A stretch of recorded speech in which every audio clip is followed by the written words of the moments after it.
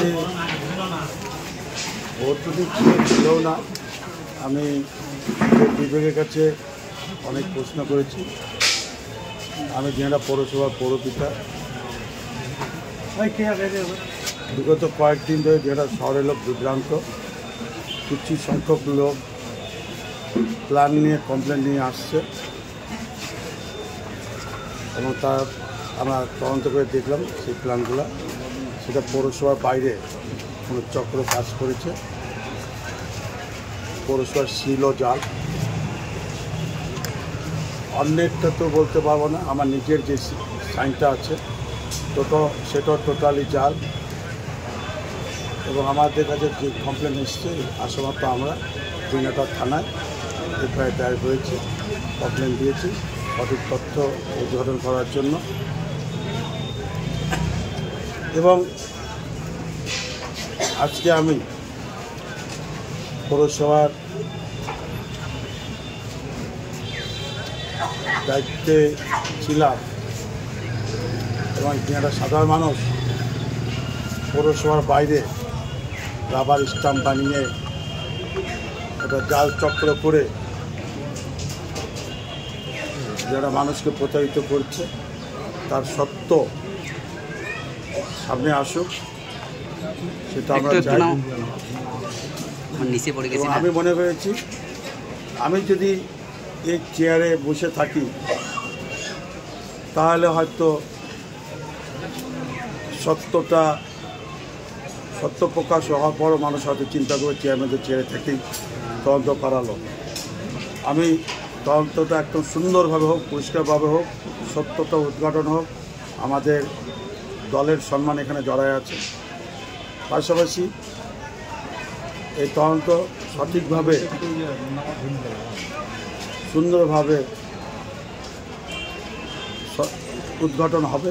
তারা আসামি, যারা মেইন আসামি বা যারা চক্রান্তকারী, এইসব চক্রের সাথে জড়িত, পৌরসভার আর্থিক দিক দিয়ে যে টাকাটা পৌরসভা পাওয়ার কথা ছিল সেটা বাইরে একটা চক্র কাজ করে পৌরসভাকে আর্থিক দিক দিয়েও ক্ষতি করার চেষ্টা করছে। এটা তথ্য উদ্ঘাটনের জন্য আমি নিজে বিবেকের কাছে সাড়া দিয়ে আমি মাননীয় আমাদের মন্ত্রী ওনার কাছে অনুমতি নিয়ে এবং আমার সাথী কাউন্সিলরকে সব কিছু জানিয়ে আমি এই মুহূর্তে আমার দায়িত্ব থেকে আমি অব্যাহত করেছি। কাউন্সিলর কি পদত্যাগপত্র সূচি সম্মতি দিচ্ছেন না, এই বিষয়ে কি বলবেন? না, সেটা তাদের ব্যাপার।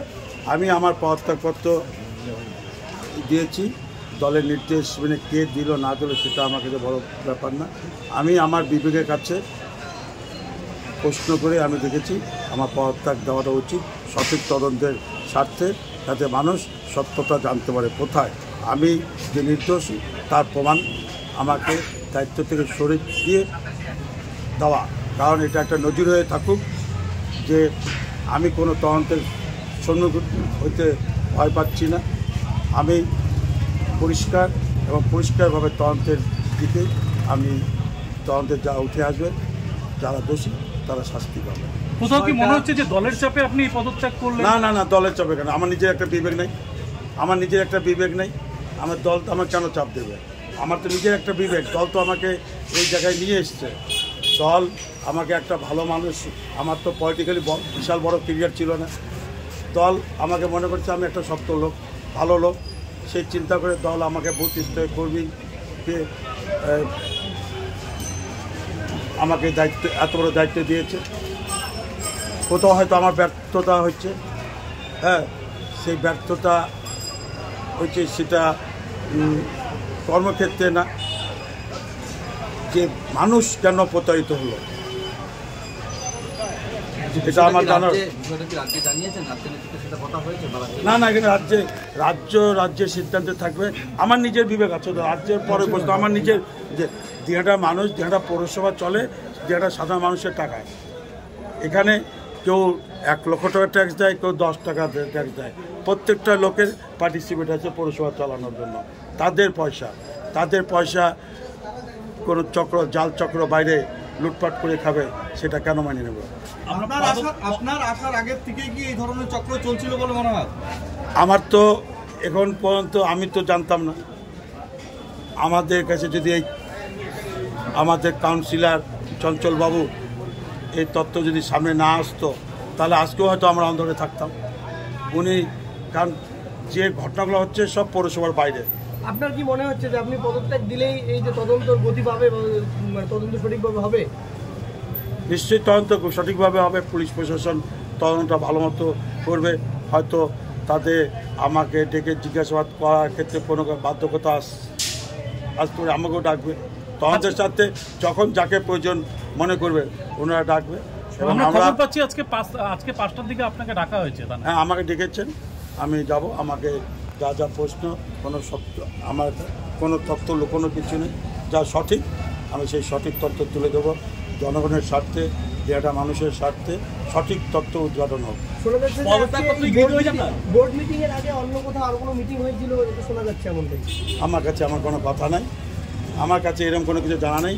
আমি সকালবেলা ঘুম দিয়ে উঠে নিত্য রুটিন যে কাজ আমার, বাড়িতে পুজো দেওয়া, মাকে প্রণাম করা, মন্দিরে যাওয়া, তারপর আমার মেয়ে কলকাতা থেকে আসলো, ওকে উত্তরবঙ্গ ট্রেনে ওকে নিয়ে আসলাম।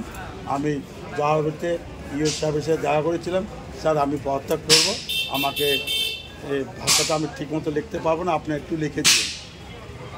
হ্যাঁ, কি বললেন দাদা? মন্ত্রী কি বললেন? মন্ত্রীমণ্ডল বলেন তুই সঠিক সিদ্ধান্ত নিয়েছিস।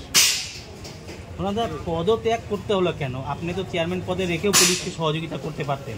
না, আমি নিজের বিবেককে দেখলাম